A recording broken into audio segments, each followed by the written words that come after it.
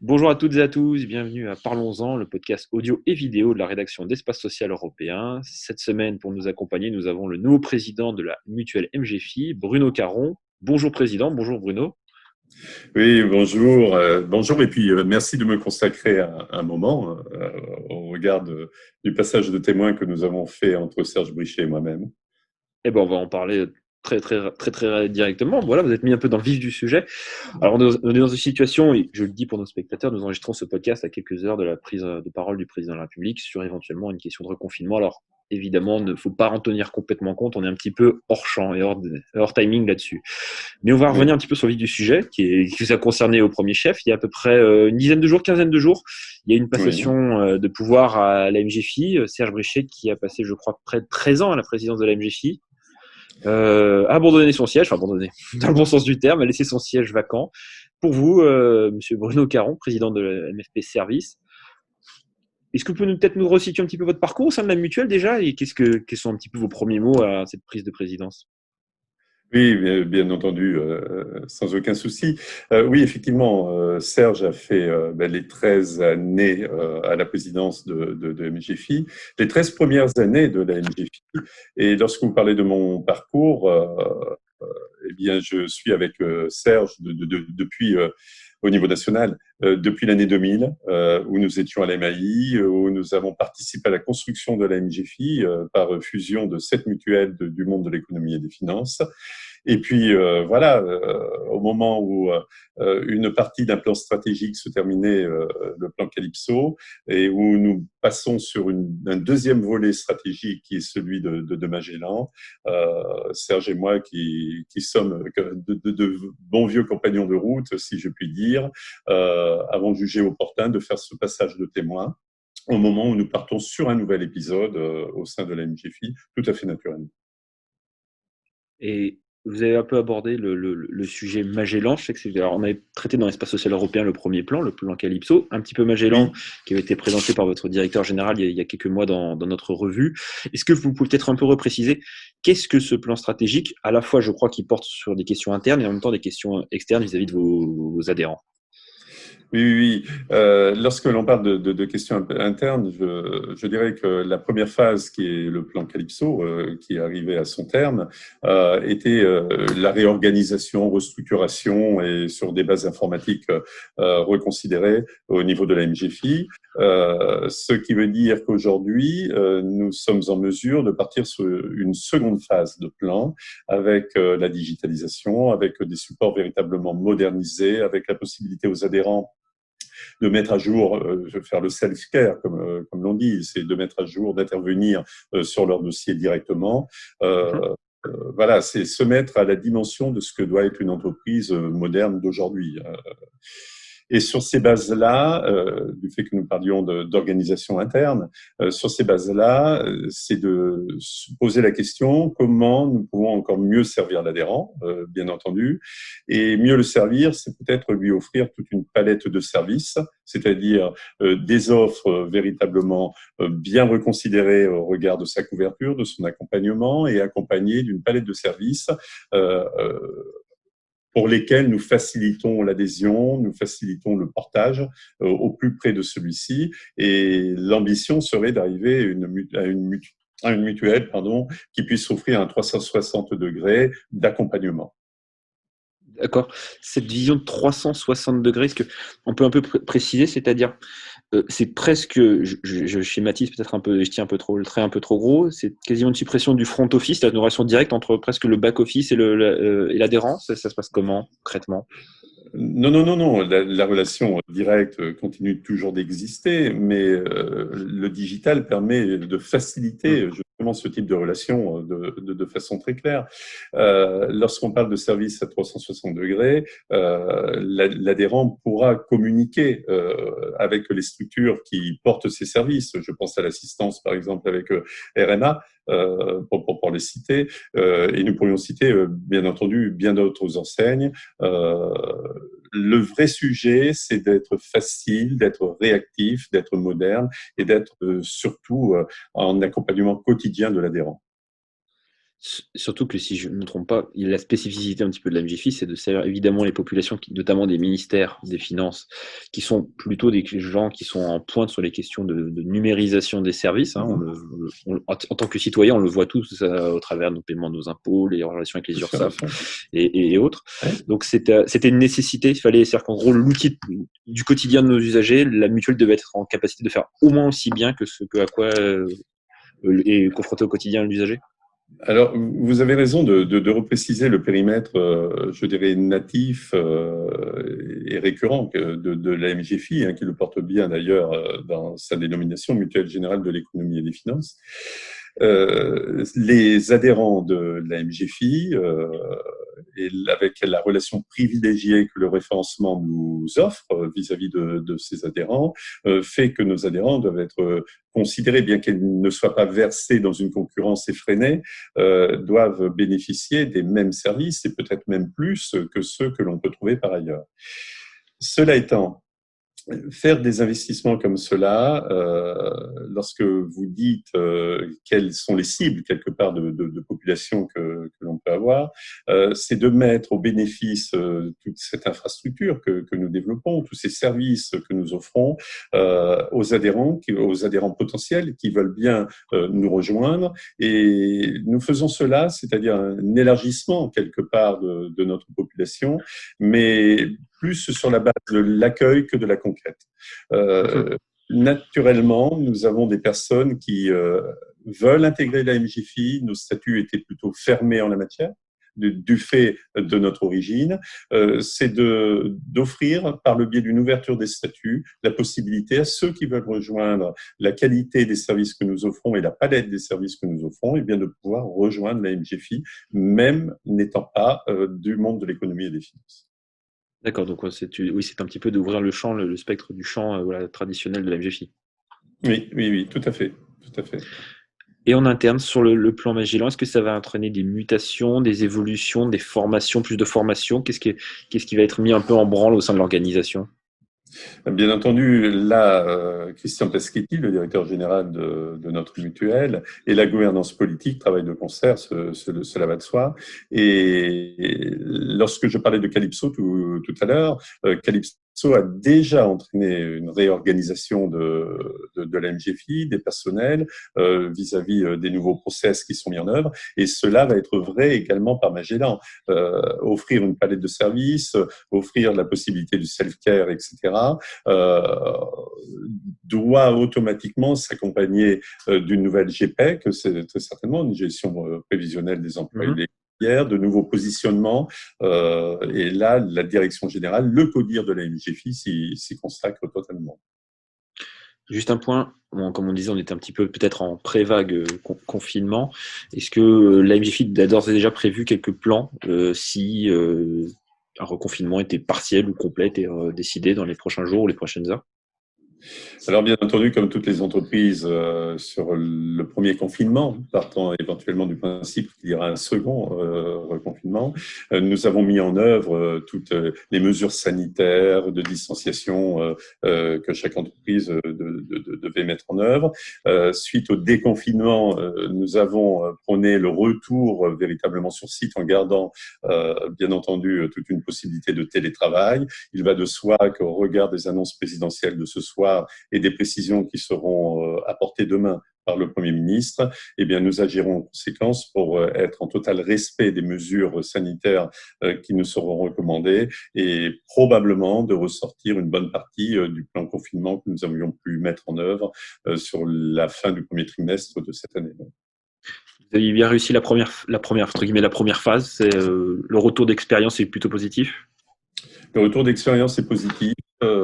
Nous avons réussi à généraliser le télétravail partout là où il pouvait être mis en œuvre. Cela veut dire que si nous avons cette deuxième vague de reconfinement, nous pourrons être très réactifs immédiatement après les annonces, bien entendu. Je reviens sur cet angle de 360 degrés, c'est vous qui avez abordé la question du self-care, j'aime bien cette expression self-care.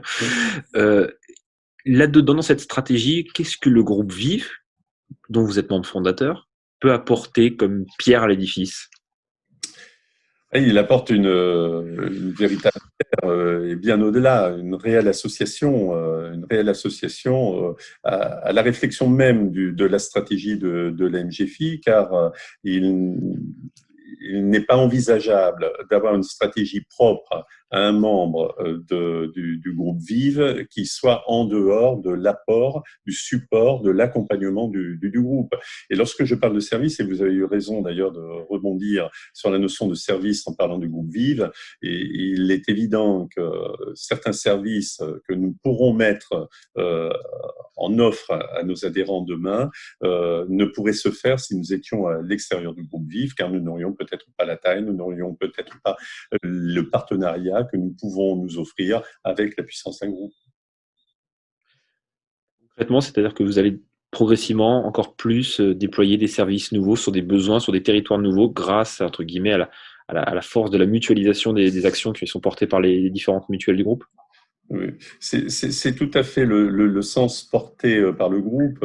C'est le groupe doit croître par l'offre de services et c'est probablement la caractéristique, une des caractéristiques majeures du groupe Vive, dont la MGFI, bien entendu, profite totalement. Surtout qu'on peut s'attendre, c'est vrai qu'avec des mutations des besoins des gens, on est dans une période très très très incertaine. Je crois que personne ne peut tirer des conclusions hâtives sur ce qui va se passer, à la fois économiquement et socialement dans les prochains mois et prochaines années. Donc l'idée, c'est un peu ça, c'est de se renforcer l'existant pour être en capacité de peut-être de faire face à ces nouveaux besoins, ces nouvelles attentes ou ces nouvelles nécessités. Voilà, le sujet est de toujours d'être en accompagnement et de répondre aux attentes exprimées ou non exprimées, donc ressenties de notre population. Et cette observation, cet accompagnement, eh bien, se fait dans la diversité de notre groupe et permet de nous apporter des orientations parfois nouvelles en tant que telles. On continue un petit peu sur la protection sociale de votre public. Il y a eu un Oui, rapport qui est sorti il y a pas si longtemps. Alors IGAS, IGA, IGF, comme tout le monde a été a été mis à contribution pour ce fameux oui. rapport sur la protection sociale des fonctionnaires publics, donc d'État, hospitaliers, territoriaux. Alors, savoir un petit peu quelle était votre clé de lecture sur ce rapport qui était attendu, hein. Serge Bréchet Oui. y a consacré beaucoup de temps. Tout à fait, oui. Serge est totalement investi sur le sujet. Alors, ce rapport concerne les trois versants de la fonction publique. Je parlerai plus facilement de la fonction publique d'État dans laquelle nous sommes. Et lorsqu'on parle de la fonction publique d'État, nous parlons des opérations de référencement. La mutuelle de l'économie et des finances que je représente étant la seule mutuelle référencée au sein du ministère de l'économie et des finances, ce qui n'est pas une réalité dans tous les ministères d'État, de la fonction publique d'État. Et le rapport a scruté justement comment le référencement avait été conduit dans les différents ministères et il ressort justement de l'appréciation qui a pu être faite par la mission interinspection, et bien que cette diversité démontrait que les ministères ont une approche différenciée et une approche qui n'était pas, je dirais, porteuse de résultats positifs par endroit. Et je pense pouvoir dire que le référencement avec une mutuelle unique, comme cela a été fait au ministère de l'économie et des finances, ce qui est une exception avec la mutuelle des affaires étrangères, a plutôt été considéré, d'après ma lecture, comme étant une position plutôt positive en la Oui. matière vis-à-vis justement de la solidité de cet accompagnement. Donc, moi, mon appréciation, c'est en tant que mutuelle de l'économie et des finances, c'est de dire effectivement, alors tout est perfectible, bien entendu, nous pouvons très certainement progresser, mais attention de ne pas vouloir partir sur de nouveaux schémas qui pourraient être hasardeux, alors que sur des schémas existants, nous pouvons construire des accompagnements solides au regard des agents de la fonction publique, notamment d'État, bien entendu. Je vais vous embêter avec une dernière question qui est d'actualité. J'étais obligé de vous la poser, forcément. Il y a, Ah, on est en automne, il y a le PLFSS, il y a une petite taxe. Ça n'a pas dû vous échapper, Président. oui. Alors, un petit peu, très concrètement, qu'en pensez-vous? Et deuxièmement, peut-être très simplement, est-ce que ça aura un impact directement sur les cotisations de vos adhérents sur 2021 ou pas? Oui, alors, je dirais l'existence même de la taxe Covid, vous l'avez lu, Thierry Baudet, représentant de la Mutualité française, s'est fortement exprimé là-dessus. Nous sommes déçus que le gouvernement ne nous ait pas entendu plus, sans renier pour autant que nous avons une contribution à apporter, soit en termes prestataires, soit en termes d'accompagnement véritablement de ce que l'assurance maladie a pu faire. Mais tomber dans l'arbitraire d'une taxe n'est peut-être pas la meilleure façon de procéder. D'autant plus que nous n'avons pas de recul vis-à-vis des reports de consommation que nous constatons, nous, GFI, comme d'autres mutuelles, comme d'autres complémentaires santé. Donc, nous aurions pu aller plus loin dans la concertation, ça n'a pas été le cas. Cela étant, vis-à-vis des adhérents, il est vrai que nous sommes en sous-consommation. Vis-à-vis de nos projections, il est évident que si nous restions en l'état sans modification autre, nous serions bénéficiaires. Donc, et ce n'est pas du tout le rôle de la mutuelle d'être bénéficiaire en l'état. Mais le fait de la taxe Covid vient gommer cela très fortement. Le fait, si nous sommes bénéficiaires de l'impôt sur les sociétés, gommera encore plus. Et le fait du rattrapage gommera encore plus, et là tout à fait logiquement quelque part, parce que nous sommes dans notre complémentaire santé. Donc, pour ce qui concerne la MGFI, nous avions un plan pluriannuel, je dirais, d'augmentation, stabilisation de notre P sur C, cotisation-prestation. Nous ne sortons pas de ce plan-là. Nous n'avons pas d'impact particulier de la taxe Covid, et nous regardons, nous l'espérons, tranquillement, avec le recul en 2021, les effets réels de la taxe Covid et éventuellement du rattrapage ou non de la consommation. D'accord, donc vous continuez, persistez entre guillemets dans la trajectoire financière, ce que vous aviez précédemment établi. Tout à fait. D'accord. Bon, Président, merci beaucoup. Qu'est-ce qu'on peut vous souhaiter qu'est-ce que vous souhaitez quand même, entre guillemets? Qu'est-ce que vous a dit Serge en passant la main? Il vous a dit quoi? Bon courage, il y a du boulot, ça va être facile. Qu'est-ce qu'il vous a dit Serge avant de passer la main?